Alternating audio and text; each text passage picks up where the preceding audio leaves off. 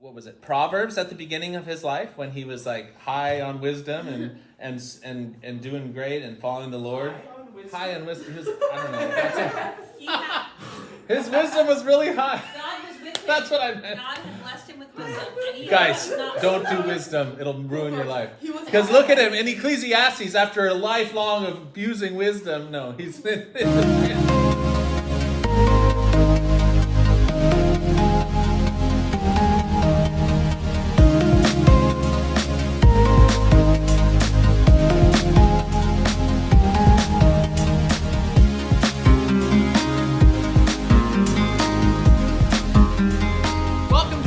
Through the Bible. We are doing the most neglected, avoided, pushed to the side, very few sermons on book of the Bible. You're not doing Valentine's Day?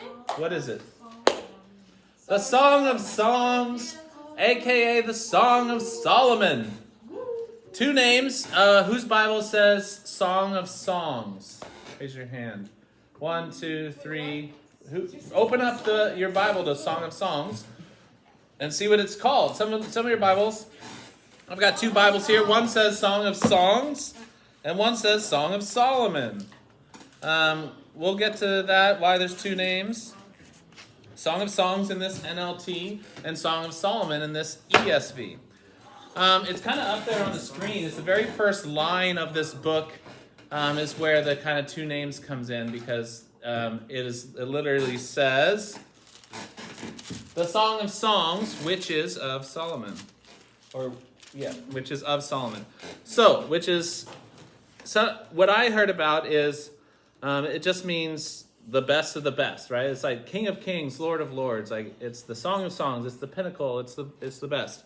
And then which is of Solomon's or which is Solomon's could also mean in the style of Solomon's wisdom literature.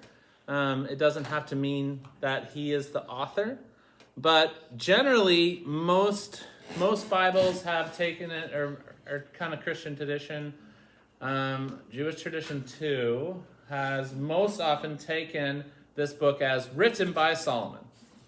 There are a couple challenges to that, so it's a little bit confusing. A lot of modern scholars think that it wasn't. But I also put pretty heavy stake in Christian and Jewish tradition saying that it was. So I'm not going to come out and say either for sure. But there is a question of authorship. It could be Solomon. Solomon could be the main character of this book. Solomon and Solomon's wife, first wife. But knowing what we know about Solomon and what is in this book, as we're going to discover, it poses some problems. Because what do we know about Solomon and his relationships? He had a lot of them. He had a lot of them. Yes. He had a lot of wives. 600, right? 700? And 300 concubines. So he had a lot of relationships, a lot of women in his life. And the way this book is written and what it's really all about is the love of two people for each other. And it's this poetry book of describing their love and their feelings for each other. And this is why it gets awkward. But it's actually amazing that this is in the Bible, because the human man and woman relationship and their sexual desire for each other and their love for each other is God ordained. God created that. So it's awkward that it's in the Bible, and it's like, what? Should this really be in the Bible? I'm not married enough for this. It's in the Bible because God designed that, and it's a good thing in the right context between a man and his wife. So it's an interesting stamp of approval of the love and desire for a man and a woman for each other, and definitely physically. Like, this isn't just emotionally. People also take this book as complete allegory of just like how much God loves Israel. And then some people take it. Bible said, it's like, don't be worried, it's all about God's love, and you are the bride of God. Or how, and then for Christians, right? So for Old Testament, God's love for Israel. And then for Christians, we have Ephesians 5, which describes the relationship of Jesus and his church as the bride and bridegroom. And so they say, oh, this is an allegory for the relationship of Christ and his church. I think it's more than that. It could also be that, but I kind of take it more literally. And love poetry was a common thing back then. They've discovered as they've done archaeology and found more scripts and documents, they found other love poetry that's in the similar style of this. It was actually a common form of poetry. Who's been to a wedding before?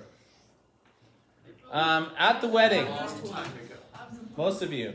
At the wedding, do people come up and talk at the reception maybe, and at the ceremony, talk about how much the couple loves each other and their relationship and how they met? It's always and, like the best man speech. Yeah, the best man speech and the maid of honor speech, right? They talk about all this stuff, okay? I think that's kind of the best context for this material, right? You're at a wedding, and these couple are getting married, and they're talking about their love for each other. And it kind of goes beyond that. But that's kind of like the genre.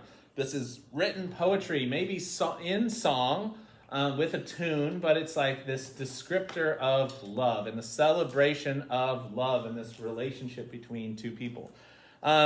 So it's this actual literal genre of literature called love poetry. Okay, so it is poetic. But love poetry is a literal genre that I learned about. Audience, like I said, I like to think about it as like written for wedding guests. Like you could this be performed at a wedding, but in general, it's for God's people, and maybe all people to show, and we'll get to purpose. Why is this in the book? But to show the love that God ordained between and created for a husband and wife. When and where? So, if we're placing it as a Solomon authorship, it really needs to come early in his life, right? Because there is absolutely a description of Solomon and this one woman, and there's no other women for him. This exclusivity that's in here. So, if it's Solomon, it's with him and his first wife, right?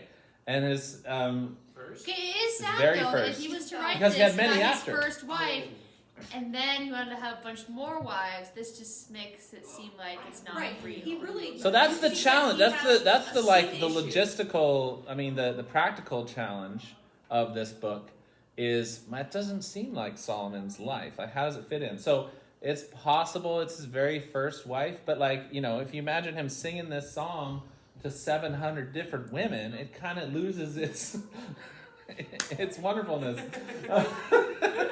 Yeah.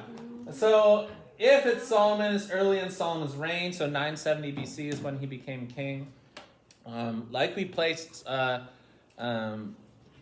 Proverbs at the beginning of his life when he was high on wisdom and doing great and following the Lord.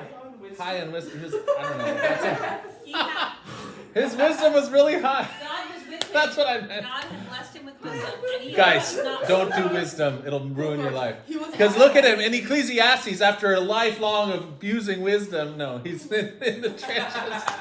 But Ecclesiastes come at the end of life when he's he's tried everything and discarded everything and trying to resolve the Poor purpose of Solomon. life. It was so like a hot mess. Oh, it was so great. I was talking to someone at school, and they're talking about how I don't know, they were just talking about how they just have been so depressed, and I was like, read Ecclesiastes because Solomon gets it. And I'm like, you know what, I should do that. Yeah. And it also shows that life is meaningless without Jesus. Yeah. And they It has a purpose. It has a use, right? Yeah, and know that other people have felt this feeling before. Thousands of years ago, people were feeling similar thoughts. I told them to read Ecclesiastes. So, our main characters. So this is where it gets challenging because there's three main kind of groups, and it's organized your Bible? Different Bibles give different titles. What does yours say for the different titles of groups and what they say or what they sing? I have woman, young women, plural. Yes, plural, and then man. And then man. So this ESV here has she, others, she, and he. Okay, so three groups of people, and they're kind of going back and forth and talking about this relationship between the man and the woman. And NLT says young man, young woman, and then other young women of Jerusalem, so plural. Other Bibles I saw said beloved, lover, and friends of the beloved. So it's kind of going back and forth. So that it's like the man, the woman. The man says something about the woman. The woman says something about the man. And then the friends, it's kind of like the bridal party. This is like how I'm kind of picturing it. Like now we see the bridal party is like chiming in, right? So the other women in the bridal party, it's kind of like the maid of honor speeches, but it's like a group of them, and then maybe they're singing, right? Because it's a song. So going back and forth, but we're going to get into it with right away. Let him kiss me with the kisses of my mouth. So this is definitely involves physical attraction and physical relationship here. It's not just like, oh, I appreciate how nice he is. Like they are talking about the way they look, how attracted they are to each other. It's all here. My favorite is when they talk about teeth. Oh yeah. Like someone has So really good teeth. there's a ton of metaphors. Like Is the that a teeth. metaphor? Oh, a ton of metaphors. It says your teeth are like the sheep on a hillside. simile. But they do really mean teeth. Yeah. It's not a metaphor for something else. Well, they're saying they are like sheep. That's a Oh, that's simile? simile. A simile? Yeah, I you just use said like your metaphor, ass. like they Metaphor? don't No, use listen, no. Metaphor is comparing, but you're not using like your ass. Simile is using like your ass. So it's a lot of similes saying, oh, there's a lot. And the Bible Project has a nice little, it's just a split second, but it shows if you drew a picture of this woman as described, she would look hideous. Yeah. But it's like you're I think I've like seen the this Tower before. of Her neck is like a tower. a Tower of Lebanon. Sheep Your or hair, something, right? yeah, the teeth are like sheep. Your compared to a nose, horse. your nose is some huge thing. Like, She's a horse too. yeah, it's pretty wild if you tried to draw a picture of Her this hair is woman. compared to a flock of goats. Yeah, a flock of goats is a hare. So see if you see all that in To there. Mary among the Pharaoh's Yeah. chariots. Read with caution, but you should definitely be reading. I was just Yes. reading that. So apparently, and she's also she Eyes has a are good doves. eyes of doves. She has a dark complexion. It's from working out in the field. She says so. She has a nice tan, and so that was But probably at that's the time. Like tans right now and for years lately have been popular. But you remember, you see the old pictures of women. They all have If you parasols and they're trying to stay out of the you sun are pale because and in the pale, sun that means means you're you're working out in the fields, right? And so that was looked down upon. But then it became tan became something because you would travel. So that's if you were like slender, that means you were poor because you didn't have enough food. So if you were like bigger and like yeah, there's a sign of wealth. You So there's different things about that, but that's different. So anyway, there's also a possibility of a fourth character or a fourth group. It's really at the end, but this is part of the different possibilities of reading this. If this isn't Solomon, there's possibly, and it's not super clear, but 11 and 12, this could be Solomon, actual Solomon, trying to buy the beloved, the woman, the Shunammite woman. Yeah, it says Solomon had a vineyard at Baal Hamon. He let out the vineyard to the keepers. Each one of them was to bring its fruit thousands of pieces of silver. My vineyard, my very own, is before me. You, Solomon, have 1,000. The keepers of the fruit, 200. Are you speaking about People have like interpreted this as maybe Solomon tried to marry this lady, and she's like, "No, my beloved is mine, and I'm my beloved's. You can't buy me." So it's possible that Solomon, his name is mentioned again here, is this kind of villain in this story. Like imagine like the Princess Bride movie, right? When the rich king is trying to marry her, but she's like, "No, farm boy." Like, and he's like, "As you wish," right? She wants to marry the poor farm boy. Who's ever seen The Princess Bride? Yes. You can just watch that instead of reading the Book of Solomon. Just kidding. But it's it's similar. Like it's actually like this poor woman and possibly a poor man, or unless it's Solomon, I don't know. It's interesting. It's challenging to figure out exactly who, because it's poetry and it's a song. should make the So- songs into a song, actually. What is the purpose of this book? Oh, that was so aggressive. It is aggressive because why is it in the Bible? I don't know. Is God's name mentioned in this book? It's No. technically No. says- It It's just not as like a hurdle to It shows what you do when you get married. Okay. How you should. This is what your speech should be like when you get married. You can quote some of this when you get married. It can show like sweet love, like love. You know, we think of like arranged marriages. People marry just because your parents put it together. Like, no, love is included. This is not married just for arrangement. This is love and enjoyment. And I think that's what everyone in the Christian church says. Don't have sex. Sex is bad, but it's bad when it's outside of God's design. It's good when it's in God's design. So a reminder that like this is good, and God has put it in its place, and it is enjoyable. Yeah. That's about as PG as I can get. Yep. Yeah. I put down as far as purpose. I think it is a great thing to be included. Sex is not evil. Sex in the right context is God designed, God ordained. He gave it to humans as a purpose, and it is a good thing in the right context in marriage. So to tell the love between a bridegroom and his bride, to affirm the sanctity of marriage, like that it should be held. And I think also you could say a picture of God's love for his people. There's so many people trying to say that's allegory. I'm going to include it in the purpose because it's possibly but I think it's a secondary purpose. I don't think it's the main purpose. Some people put it as the main purpose. He wrote it with that intent. Right, but also like if God designed this type of love and he gave it to us, it is a gift to humanity, and it can show how much God loves us too, I guess. But to say it's directly describing how God feels about his people, I think it's too literal as far as physical attraction. That's not how God looks at us. So That would be sketchy. yeah, God shouldn't. It's an F. It doesn't cross. There we go. So I think primarily to tell of the love between a bridegroom and his bride. That's why it exists, right? It's the telling of this love story. Secondarily, it's affirming the sanctity of marriage. Like, look at this beautiful gift God has given us. And thirdly, like if you want to give priorities to the purpose, picture God's love for his people. All right, the general outline of this book, not really main events, but outline. There's actually kind of, like if you picture this, I like to picture it at a wedding being said, there's like these flashbacks. And the same thing happens at a wedding today when the groom gets up and like, oh, I remember when he met her and he was all head over heels in love and couldn't stop talking about her, right? Like, and you know, that's there's these flashbacks to when they saw each other. First date afterward. Yes. Yeah. Side note, I just told Galligan about how we met in 8th grade when the substitute band teacher So came romantic. in and you played tuba. Yeah.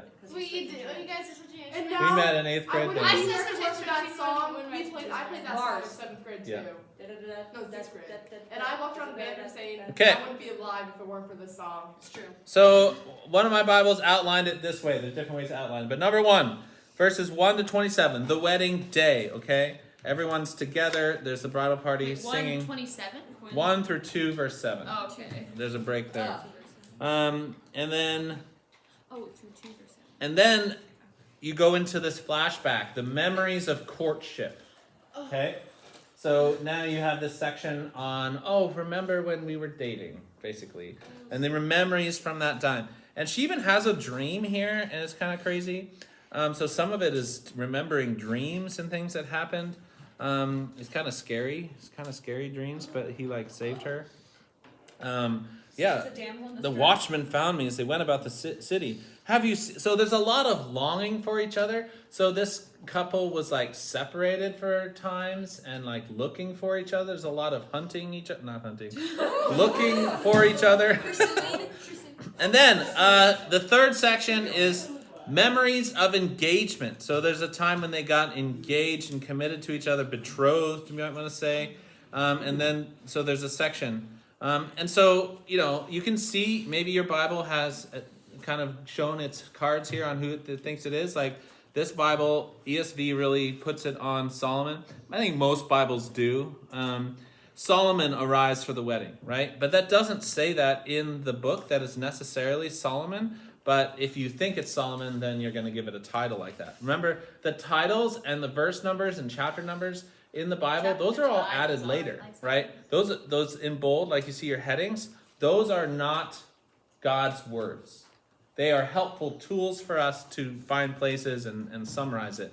But you can put your own thoughts and biases into it. If you think this is talking about Solomon, you're going to say, oh, this section's about Solomon arriving for the wedding. Solomon adoring his bride's beauty. If you didn't think it was Solomon, you wouldn't put that, right? Anyway, that doesn't necessarily guarantee that it's Solomon just because it's a heading. That's all I wanted to say. John MacArthur thinks it's Solomon. Yeah, I think most Christian tradition does think it's Solomon.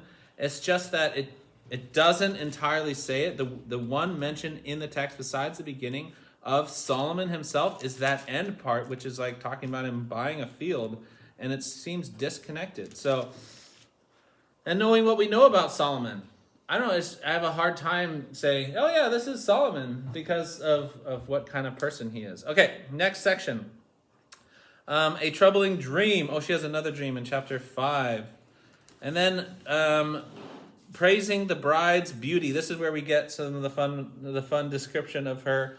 Your hair is like a flock of goats. Your teeth are like a flock of ewes, lambs, that have come up from the washing. Oh, they're so white and clean, right? All of them bear twins, right? She has perfect teeth, right? They bear twins. She has perfect teeth symmetry. Which is like hard to do back then without. Not one of them has lost its young. She hasn't lost any teeth. She has them all.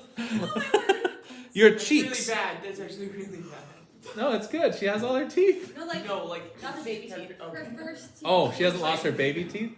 No. That's bad. Well, like, you just I think so. I'm sure you would get a cavity and it would rot and you would probably Yeah. end up pulling out in pain. Your cheeks are like halves of pomegranates. What color is pomegranate fruit? It's like super red, right? She has rosy cheeks behind your veil. There are 60 queens and 80 concubines and virgins without number. My dove, my perfect one, is the only one of her mother, pure to her who bore her. The young women saw her also blessed, right? So this is an interesting comparison. Like, is it Solomon saying, I just found the new greatest wife. I have 60 queens and 80 concubines already, but she's the best. It's possible he could feel that way about it. It just becomes less pure when you think about it that way, that he's already had 60 wives. Or is it comparing it to the greatest, the king's harem, comparing her to the king's harem? Concubine is a woman you marry, but don't really marry. You don't make her queen. You just kind of use her for Is sex. it kind of like a mistress? It's or kind of like a slave? sex slave or It's a kind of mistress. like Hagar Yeah, Hagar would be that. because she was a servant that he bore children with, But but didn't it's honor like her as a wife. you don't honor her as a queen. It's not great. But kings back then would have harems of women. They Lots just of felt them. the need to have babies with a lot of people. Yeah. Didn't really. And it's basically because a king, like we talked about in Solomon at church, or not Solomon, Samuel, like the king gets whatever he wants. Like that's one of the things Samuel warned the people about. He's like, he's going to take your sons for his army, and he's going to take your daughters for his harem, right? Like this is what's going to happen when you put a man in absolute power. He's going to take whatever he wants, whatever his heart desires. Even a wise king like Solomon. Yeah, it's simple. And giving power corrupts, like that line. And absolute power corrupts absolutely. So anyway, that's just the thing about it being a king. Praising the bride's beauty. The next section, the bride's tender appeal, like 7:9 through 8:4. This longing for her. Oh yeah, there's more. There's more description of her that I like. How beautiful are your feet in sandals. Your rounded thighs are like jewels. Ellie, The work of a mastered hand. Your navel, your belly button is like a rounded bowl that never lacks mixed wine. Your belly is a heap of wheat encircled with lilies. Why? And there's more. And there's more that we will not read out. I'll skip verse 3. You can read that. There's more than Your neck. Your neck is like an ivory tower. Your eyes are pools in Heshbon. Your eyes are pools. Your head crowns you like Carmel. That's a mountain. Your flowing locks are like Can we purple. just use these all as pickup lines? Yes, absolutely. I don't think they'll be It's effective. like a perfect bull. Okay, you can say Your how navel beautiful is you filled are with and flowers. how pleasing. You can say how beautiful you are. and Yeah, how verse pleasing. 6 would work, but not 7. Your round thighs are the jewels. Anyway, I think you better write. get a little PG-13 here. You need to ask your mom before you read this book of the Bible. Verse 7, the Bible I was looking at outlined it, is finally like the power of love. Oh, main event 7. This is verse 7. Main event number 7. The power of love. Like it overcomes even money. So like I said in the beginning, there is this appeal from Solomon. It's unclear, but a lot of people read that it's like, oh, Solomon tried to buy this woman. Here we go. So, I don't know. Let's watch the Bible Project. They, by the way, they really take a more stance to the modern scholars that this probably wasn't Solomon. So I'm not fully as far as they are saying it wasn't Solomon, but anyway, that's their perspective that they're probably you're gonna see in there. Go watch the Bible Project's video. You get to see this beautiful thing. The woman with hair of goats, pool of It's kind of like, do you know that if Barbie were real life today, it's the same kind of idea? How sheep for teeth. Neck of a tower. Awesome. Well, I mean, we keep turning our heads off like we do this, and then it's fine. How do we see Jesus in this book? Well, Jesus' love for us. Yeah, like I said, as a maybe secondary or third purpose of this book, you can also connect it to the love of Christ has for His church. And what the attributes of those are, like His sacrificing for her, His love for her, His commitment to her, and of those attributes of Christ's love for His church, that He gave His life for her, right? And so maybe you get a picture that this guy would do anything for his bride, but perfectly Christ does that for His bride, the church. Gives up everything. Key verse. And Bible Project picked a different one. yeah. Which one? Yeah, what they picked? They picked that other one. They picked What was it? 6. It was at the end. 8, 6, 14. 8, 6 to 14. Well, the conclusion. Yeah. Love is as strong as death. Whoa. Maybe like some of the the dangers of love, like it is such a powerful emotion and a powerful urge and powerful drive. It can get us in trouble, right? We'll do crazy things for love, right? And we'll compromise because of We'll love. compromise because of Always. this strong. It is absolutely a strong and powerful emotion and desire. So it's something we need to be careful of, right? Anything powerful and can also be dangerous, even if it's for good, right? Like my friend smashed a house with a backhoe, right, yesterday. Oh, that was a love. I was like, And what? like That's it's love. the backhoe is this powerful tool, so you can't just be careless with it, right? Like it could kill someone. It's just, So it's potentially dangerous. Anything that's powerful, even if in a good thing, is also potentially a pitfall, dangerous, right? Like love. All right, here's a couple possible key verses. I picked a couple.